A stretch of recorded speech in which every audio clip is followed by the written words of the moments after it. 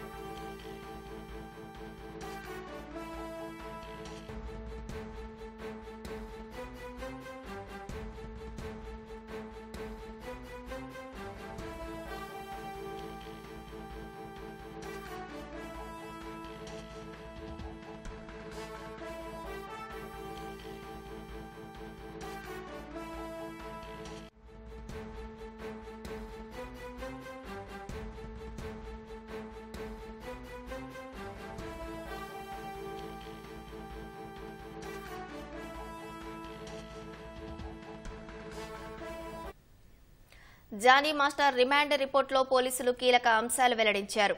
మరిన్ని వివరాలు మా ప్రతినిధి రమేష్ ని అడిగి తెలుసుకుందాం. రమేష్, చెప్పండి.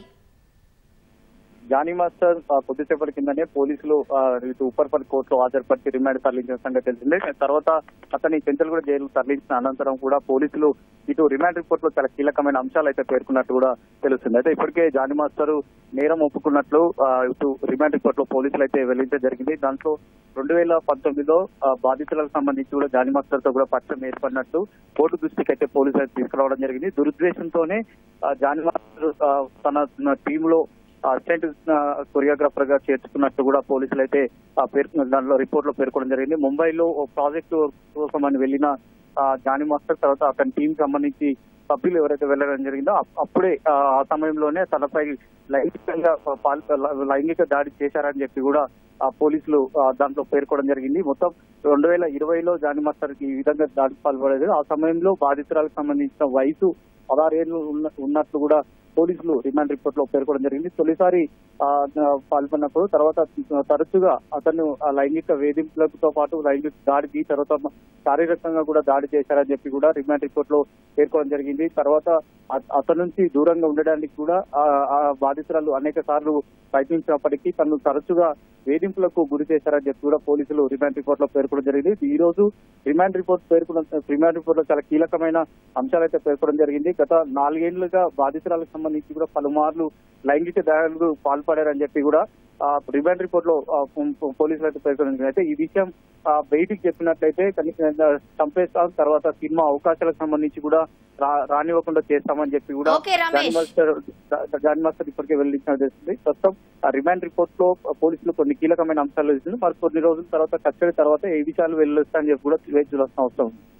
ధన్యవాదాలు రమేష్.